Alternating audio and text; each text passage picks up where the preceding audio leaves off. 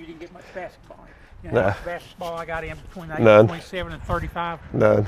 Every day, practically. So we got the Vert Trainer from the dunk camp in today, and I'm measuring my standing reach at 94 inches. So let's try to adjust this up, and let's start, I don't know, 94 to, what, maybe 94 to 107. Let's try 94 to 107, which would be what, 13 inches? 13.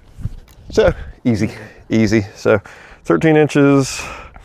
Let's go up to 114, which would be 114 would be 20 or 30. no, 114 would be 6 plus 14 be 20.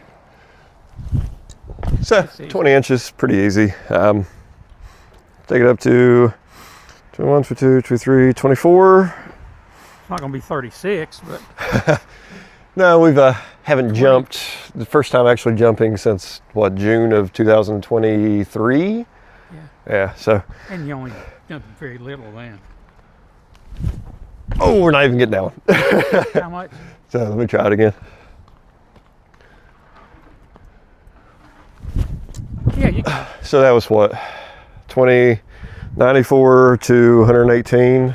Be 18 plus 6, 24 inches. So 24 inches standing right there. I think that's probably going to be about our max. So 24 inches standing. Okay. And let's try for a just a running. We're missing that one. So we've got some work to do. Got it that time. So that was 24, 25 and a half. So still about 1.5 inches difference. So, okay. So, Okay. 24 to 25. Yeah. Okay, is that it? So we've got some work to do. Definitely, just because there's a 1.5 inch difference between standing and running, meaning we got some work on our plyometrics Well, that's to do. not really running. That's That's on one step, so One step. more than standing. So we're what, 24 and 25 and a half? 24 standing, 25 and a half running? yeah. Okay, That's it. we got some work to do. Okay, you're finished. So definitely not the greatest vertical jump to start off. I'm putting in a picture here of the last time I actually measured my vertical jump, which was when I was still in PT school back in 2019. So that was a global pandemic, 4 moves, and 4 job changes later. I was actually doing a sore neck squat-tober program with a friend in PT school there, and we were regularly hitting singles and triples throughout the week then. So strength levels were a lot higher. And I was also playing pickup ball more at the time. So had some more jumping practice in here too. This was measured just standing against a wall, which doesn't really give you the best room to jump, but recorded a 34-inch jump here. And that was actually for a presentation on the sports science of improving your athleticism that I did in school. So like I said, that's been almost 7 years ago. And after COVID, took down the basketball rims, moved a lot, basically stopped playing. And the last I had jumped was in the summer of 2023, just at a local basketball court, shooting around with my dad, who was in that video. So we definitely have some work to do. And that's what this vlog series is going to be looking at. Measured that with the Vert Trainer from the dunk camp. Is an affordable vertical jump measurement device, which is really awesome, versus the Vert Maxes that they use at the combines. And also anybody that's interested in getting some feedback with their jump height, definitely check out the dunk camp and the Vert Trainer. So following here is going to be some footage just of push day, and then we'll keep this series going throughout the coming months. Hopefully we get some warmer weather and the snow starts to melt. That way we can get some more room to jump other than just in a little patch of the snow in the driveway. So yeah, let's go for it. Also, my microphone died from being left in the cold garage. So we did the training session first before we tested our vertical jump. I just flipped that back.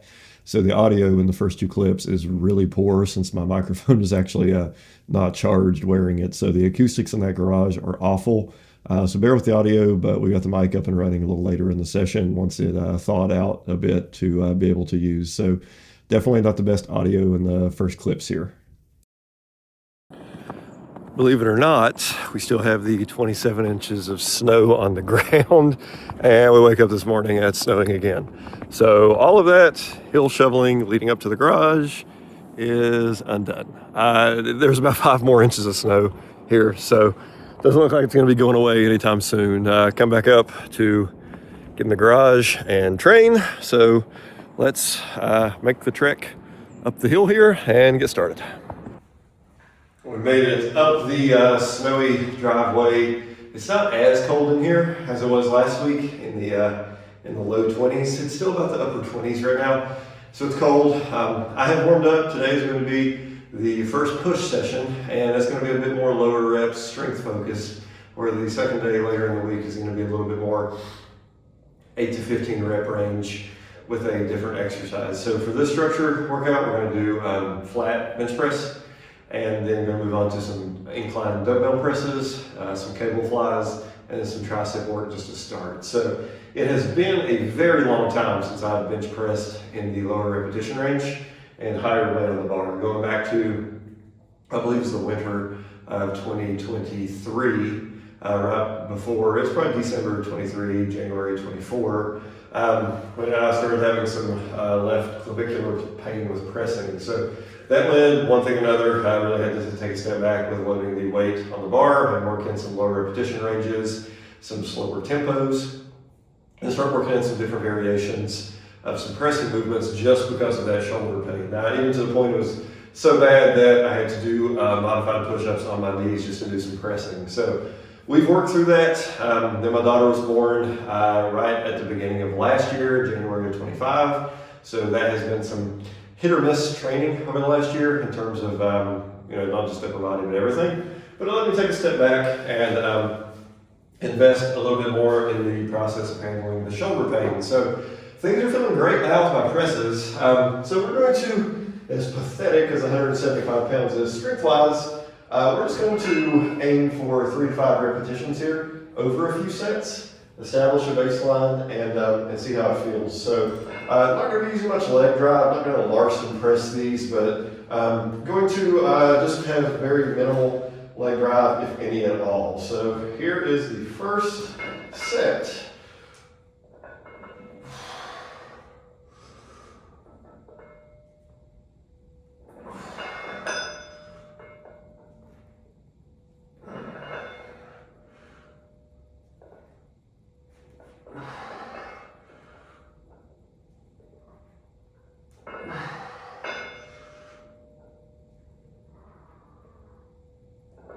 Yeah, so pretty good set. 0 out of 10 shoulder pain. That felt great. So some of the things I have been doing over the last year with pressing at least is, like I said, experimenting with tempo. So having a bit more of a controlled eccentric and focus on not balancing the bar into your chest or having a very long pause. Just lightly touching it, thinking about the bar is touching your t-shirt before pushing up. That really helped, in addition to bringing the resistance back. And there's that prevailing thought of pressing that you really have to pull your shoulder blades all the way back, depress them, and keep them there during the press. And I often wonder if that is what attributed to a lot of the clavicular pain. So one of the biggest changes I've made to my pressing here in recent months, probably since July or so, is not focusing on keeping that scapula, shoulder blades retracted and down during the movement, but just thinking about pressing the weight and allowing my shoulder blades to move as they're wanting to, similar to a push-up. So as I'm bringing the bar down, I'm just thinking about controlling it and opening up my chest. And then on the way up, I'm not keeping them depressed, just pushing with my elbows, but allowing my shoulder blades to protract or come forward during the press. And that seems to have solved a lot of the clavicular pain I was having. So that, with some technique modifications of changing my grip width. I was very, 4 or 5 years ago, on the, I'll say more evidence-based side of pressing, to where we had to have a 45-degree elbow tuck. We had to have a shoulder width grip. Anything wider wouldn't be good for your chest. And just with experimentation, I found that all of these factors has helped with the pain. So the other thing I'm doing now is, instead of starting my grip just a few inches outside of the knurling, which would be out shoulder width, I'm bringing my pinkies out to the first score mark, not surpassing that, but right there. And what I found is that is getting me way more of a stimulus for my chest than I ever had before. When I was focusing on the more sound technique pressing style with a slightly wider shoulder width grip and allowing my elbows to tuck a bit more, I never really got that great of a pump in my chest. But since I've widened my grip and allowed my elbows to come out and press, it's all chest. I feel very little in my shoulder. So it just goes to show you that technique is not a spectrum. It's not right or wrong. It's more what's appropriate for you. And the way to determine that is to figure out different technique modifications and see where you're getting a little sore, see where you're getting the perception of tension, see where you're getting a bit of a pump. You know, before I would just feel bench presses all of my triceps and deep within my shoulder, but I thought, well, this is the way you have to press, and that's just not true, right? So now I'm allowing more of an elbow flare. I'm allowing my elbows to come out. I have a wider grip. It's hitting my chest more. So I think that's probably due to a little bit of anatomy. Before, when I had a closer grip, I would have more of a elbow flexion angle, which is going to bias your triceps more. Here, with a wider grip, watching it more on footage from a different angle, my forearms are directly underneath my elbow the entire time, and it's probably widening that moment arm on my chest. So that's my technique modification. That's what I'm rocking with. It's working. Don't really think I'm going to change it. That will change a bit with incline dumbbell pressing. I'll talk about that in a minute. But that was a good set. It started to feel pretty heavy. I'm going to do a couple more at this weight, trying to fall in that 3 to 5 rep range. Ideally 4 to 5 reps here over 3 sets. And then we'll just follow a progression model from there. These first workouts is going to be a little more strength focused, and then the following workouts of the week are going to be more hypertrophy focused. Because remember, the goal is to improve my strength here and contribute to vertical jump and speed work. So that's what we're doing here. I'm not going to record every set, just the first set of these exercises, talk a little bit about why. And I'm hoping that our vertical jump tester has been delivered at the house. So once we get back, we might set that up in the snow and try it. We'll see. One hilarious thing about this garage is no one was living in this rental house before we moved in for a while. So probably some of the kids or somebody in the area drew an interesting image on the window. There's a lot of stuff on here. They wrote their name in the dirt and they grabbed them. So always get a kick out of this when I come out here. I never clean the windows because I didn't think we were going to be staying that long. And also it's kind of funny, pretty funny humor to see. But yeah, kids will be kids, right? So did the bench press, did 3 sets at 175 for 5 reps and 1 set at 155 for 10. So we are going to incline dumbbell press now. Incline dumbbell pressing was something that I would not have dared to do a couple years ago just because it caused me so much shoulder pain. But we've got that figured out in terms of performance. So I'm going to try somewhere in the 6 to 10 rep range here. This Ironmaster bench actually has a 40-degree angle setting instead of the standard 30-45. So this is a 45-degree press with dumbbells, higher rep range. So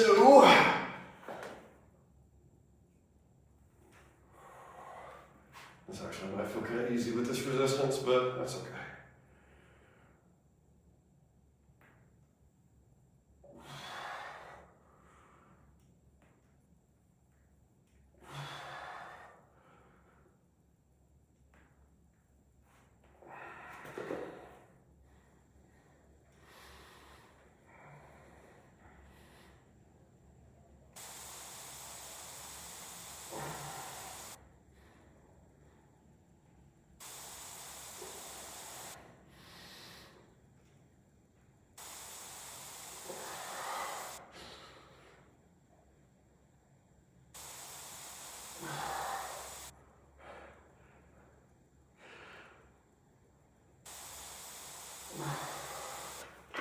That felt great. Definitely a little heavy toward the end of the set, but no pain whatsoever. So, a couple things with pressing. Used to be when I would incline press, I would follow the same ideas of setup of really having your scaps retracted and your shoulder blades pulled back. And what I've found is that puts me more in a flat position rather than an incline position, right? So I've taken that away. Now I'm thinking about just laying back on the bench, being stable with the same cueing. So as I'm pressing up, I'm thinking about bringing my arm across my body and just letting my shoulder blades do what they want. And on the way down, I'm thinking about bringing the dumbbells to the outside area of my armpit and just allowing my shoulder blades to move back and together. I find that gives me a really good stretch on my chest and allows me to press the weight. With the incline press, I am using, instead of a wider arm path out here, I'm allowing my elbows to come in a little more tucked, just because I find that that is lining up well with me to get a good feeling in my upper chest. And as I'm pressing from this angle, I'm thinking about coming up and back over my face rather than allowing the weight to stay out here. So arm path in terms of where your elbow's tracking, and then arm path in terms of where the weight starts and where it ends. All of those feel great. It's really a big adjustment that has allowed me to incline press with no pain, where before the left shoulder blade pain or the left clavicular pain was so bad I couldn't incline press with dumbbells, barbells, I even tried cables, it just would not work. So good idea of just technique modification. Doing that technique over time, it felt great. You know, when I made some of these modifications, the pain didn't go away immediately, but it went from a pain on the first rep that I couldn't even do a set to something that was there, but it wasn't distracting from working hard. So that was a big improvement.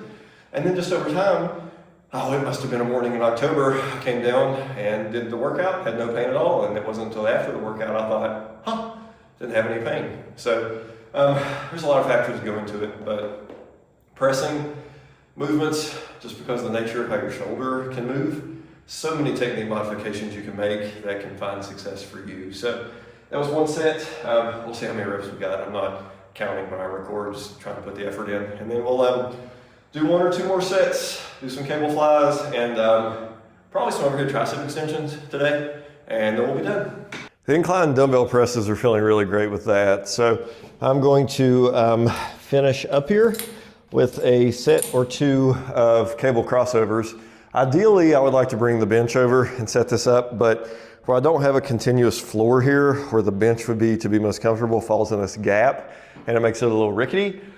So I am just doing these standing with a focus on trying to not bring any body English into it. I'd like to step forward a bit here, think about opening my chest up and bringing the weight together in front. So again with these, I'm allowing my shoulder blades to move, open up on the way up, and then protract or push forward on the squeeze or concentric. And that feels great. It really feels the perception of tension in my chest and none of the clavicular pain that I was having a few years ago when I was very hard into the quote unquote evidence-based training methods of pinning your shoulder blades back and getting the maximum stretch, which funny enough, I feel like I'm getting more of a stretch with this movement now that I've made those technique modifications and allowing my shoulder blade, shoulder girdle to actually move with the movement. So this feels pretty light. We're just going for mainly a pump here after the heavier work. Not really getting close to failure with these yet.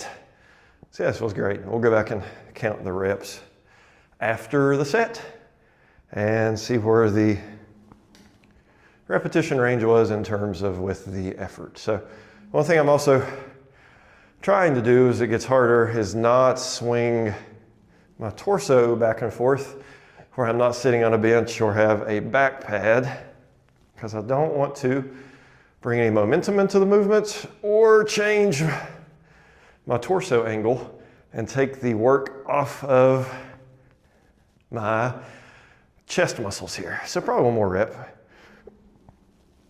Yeah. So I was starting to feel mildly challenging. Really the point of this is make some technique modifications, change things around. Don't be afraid to experiment with your own body if something isn't feeling right, or if you're not getting a good stimulus in the muscles you're trying to work. There's a trend now to talk bad about or poo-poo evidence-based training, which, to be honest, most of it's clickbait nonsense. A lot of people in the fitness industry, social media, whether it be for views and popularity, just lack the ability to communicate nuance, right? So on one hand of the evidence-based training, we know that things like training along muscle lengths, slower eccentrics, yada yada, is a net positive for muscle growth, but it's not a blanket statement that fits everyone. If you're doing a movement that way and you're having pain or not progressing or a combination of both, you should try to experiment with your own technique and performance of a movement to figure out what feels right and what is appropriate to your goals. So, there's no set rules here, and it's important to have either that knowledge yourself and the working framework of how to make those modifications to get the result you want or to make progress you want, or to at least find someone that can work with you and advise you in these sort of technique modifications and training parameters, because it definitely isn't an all or nothing black and white approach like you would find on social media, Instagram Reels, Facebook Reels, or TikTok, Snapface, whatever it may be. Things in training and human movement exist on a spectrum. They're very rarely absolutes. So that's the biggest takeaway from this, something I could talk ad nauseum about. So we'll do another set or two of flies. They felt pretty good, got a good pump where we haven't done these in a few weeks. And probably finish up with some overhead tricep extensions.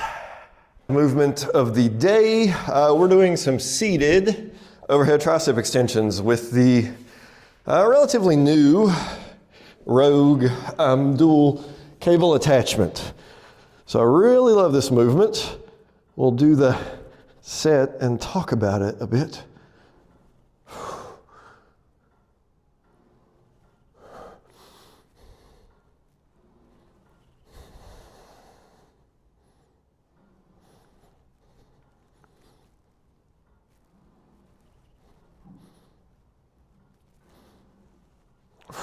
This actually might be too light of a resistance to start, which is fine.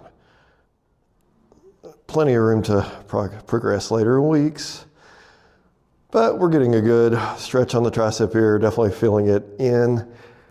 My tricep switch is what I want.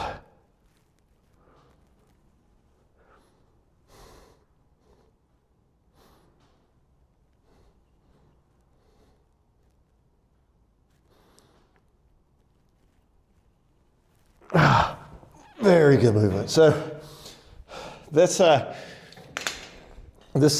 I've got the cable arm down to where it will be more challenging in the position where my elbow is more bent.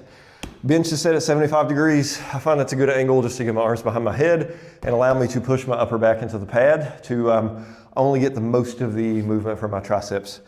I've never been someone that's been a fan of ropes or straps for tricep work. I always tend to go for the more solid attachments like a V-grip or a straight bar.